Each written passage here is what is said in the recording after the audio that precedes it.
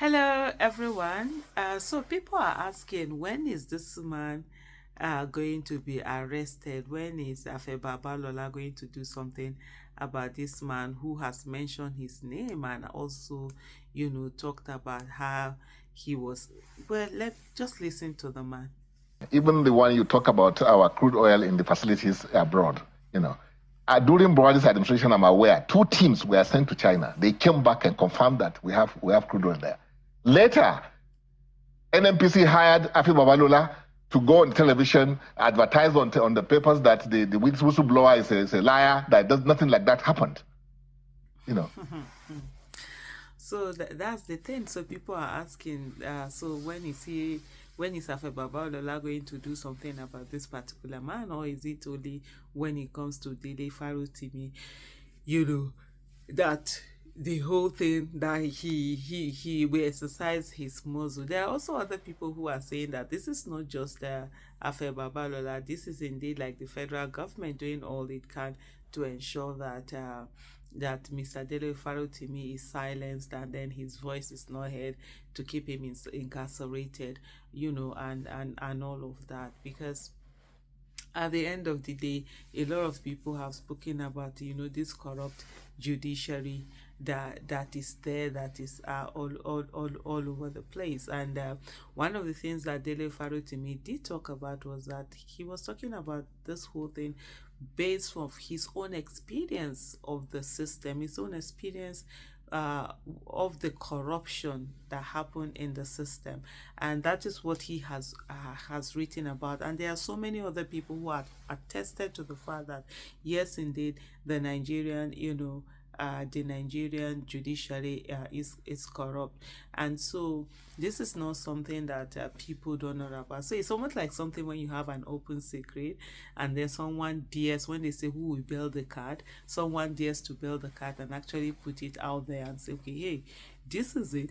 And like he did say, he was looking at his own personal experience. So that was why he was not just talking in terms of generic term of, oh, the judiciary as a whole or whatever it is, but in specific, specific terms on what has happened with his own experience that he has there. And the thing is that we can't have selective justice. Selective justice is injustice also. And if you're going to be angry that your name is being mentioned and your reputation should not be should not only matter when it is some people and it doesn't matter when it is other people. But anyway, I think what will happen now is that just take a look at this Dele Farotimi video. I have told the truth. The facts are inside the court's own records, notoriously. So if people are not happy with what I have said, that's their problem. But it's not about their person, it's about the situation, the system that has allowed such levels of abuse. We cannot have a system that regulates impunity and then that licenses men to act as though they are gods and citizens ourselves that they can simply trample upon their head and then use the courts to legitimize the evil. No. So you are saying what you have inferred in this book to me looks like a frustration of a lawyer who has seen the worst case scenario of what could have happened in any justice system, even in hell. And you have said, look, anybody who goes to find justice in the Nigerian system is a sheer waste of time. Does that represent your position after all said and done? To a very large extent, you are correct, but I need to, because there are nuances to these things as well. Number one, it would be disingenuous of me to suggest that it is the evils that I saw in the system that led me to walk away from legal practice. That would not be true. I had already decided I was leaving when I turned 50. What happened in this case happened, I think, in 2013.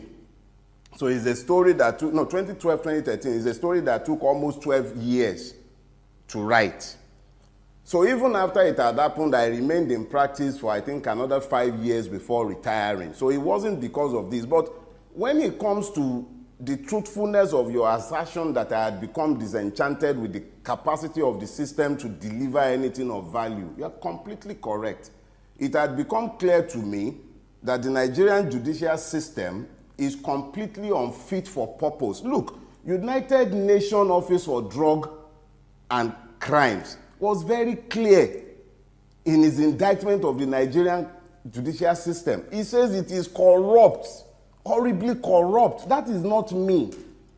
It is now my own experience. You know, when you are talking in abstracts and you are talking about the corruption of the judiciary, you are still speaking abstractly. What I have done is to offer my own first-hand experience within the system. I have merely spoken to what I saw within the system, what I witnessed. So where the United Nations Office for Drug and Crime can speak generally and in broad terms, where Mr. Shofunde could speak about the Supreme Court having become perfunctory with his judgment. I'm quoting him. Supreme Court judgment has become perfunctory. This is not, those are not rabble rousers. You can say Dele Farotimi is not well, he's a rabble rouser. Those are not Dele Farotimi. Those are individuals and institutions to whom you can at least ascribe some measure of temperance, unlike me. So that's what it is. Yeah, so let's not forget, these are the things that are out there, and I don't think there's any Nigerian, whether wherever you are, that you don't know that indeed our judiciary is corrupt, and someone is talking about it and talking about his experience. And for those who feel that because of one thing or the other, that they will support oppression in a way because maybe they don't like the person that is being oppressed, just know that as long as that tool of oppression is used willingly, you also can become a victim for it.